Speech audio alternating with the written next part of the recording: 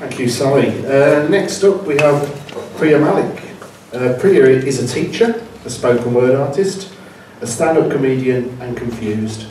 She is currently battling social awkwardness, I'm trying to say this right, pogonophilia, is that right, Priya? Yes. Which is, as you all know, the love of beards. She's been writing poetry and prose from a young age and was an essay state finalist for the Australian Poetry Slam last year. She has also performed poetry and comedy at this year's Adelaide Fringe Festival and at various gigs around Adelaide. So, thank you very much, Priya.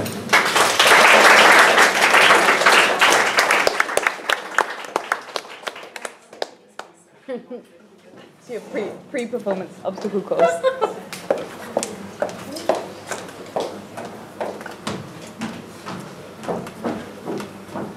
Oh.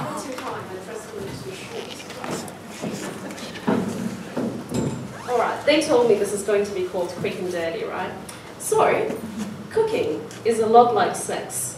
Once spread, you must knead, blend, add, stir, fill, grease, grind, garnish, until it melts and it is ready to be served. That was a tweet that got like 26 retweets, so I just thought I might go for it anyway. So my name is Priya Malik. The way to my heart is definitely below my stomach. I love food, I really do. So I came to Australia a few years ago. I came here and I took everyone's jobs. That's what immigrants do. So I've had a really busy life since then. I've got too many jobs. Centrelink has never seen me.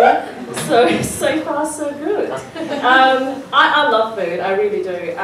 When I first came here, I was introduced to really nice South Australian food like pie floaters. Yeah. I see them in the toilet all the time and the flush is not working. I hate pie floaters. Vegemite. One of my Aussie friends was like, oh, try Vegemite, you'll be right. And I said, no, I don't think I'll be alright. And I'm like, no, you'll be right, mate, you'll be right. Just on the edges like that. And I ate it and I hated it. And I've never tried Vegemite since. What else do I like about Australian food? Oh, I've been married to Nutella. It's been a while. Our relationship has been going really, really well. Now, I bought a really short piece today to read out, which is why I'm just waffling and I'm trying to be funny and socially awkward at the same time. That's totally me. My relationship with food is really funny because I grew up not cooking at all, ever. And I came here and I started to crave home-cooked food. And once I started to crave home-cooked food, I would go into Coles and I would go down those aisles, which says Asian food, and then there were all these packets of Indian food, because I'm Indian by origin, in case you couldn't tell. Which is crazy, but so I would go down the aisles of Indian food and they would have these beautiful photographs on the top of the pack and I would buy them and they would taste like shit, like literally. So I YouTubed recipes, I Skyped with my mum and I said, oh, teach me how to cook, and she did. And I now love cooking. I love to cook. I cook from scratch and everything goes really well. So, funny experiences about food.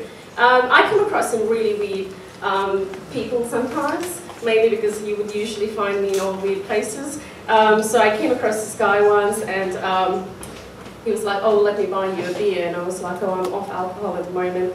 And he was like, oh, I totally didn't expect you to sound like that.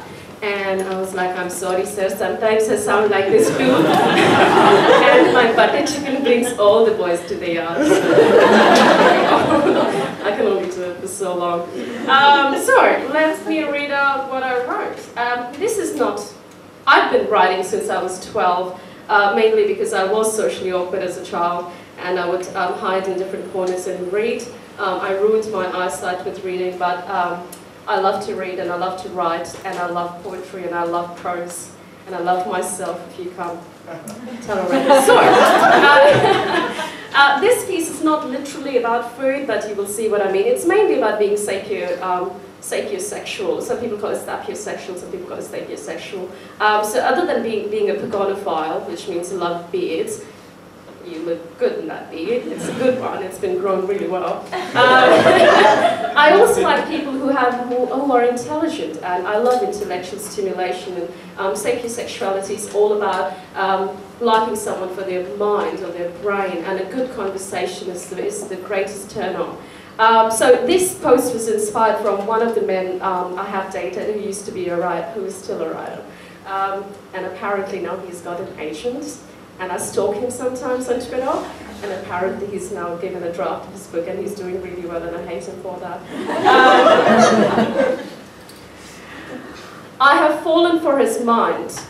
While he sleeps, I marvel with wonder at his frontal lobes, the parietal lobe, the temporal lobe, and the occipital lobe. I brain kiss him, despite the neurotoxins. It doesn't matter whether he lets me enter from the right or the left hemisphere of his mind, it doesn't really matter. As long as I'm floating somewhere in his cerebrospinal fluid, I feel afloat, alive, and all those things that people feel when they stay afloat and alive in each other's minds. It is not easy swimming in his brain, diving from his forebrain to his midbrain and then crossing all the hurdles that lead to his hindbrain. It's never really easy, it exhausts me. But brain kissing is exhausting because it should be. And now that I have tasted his mind, I cannot forget its flavor. Thank you.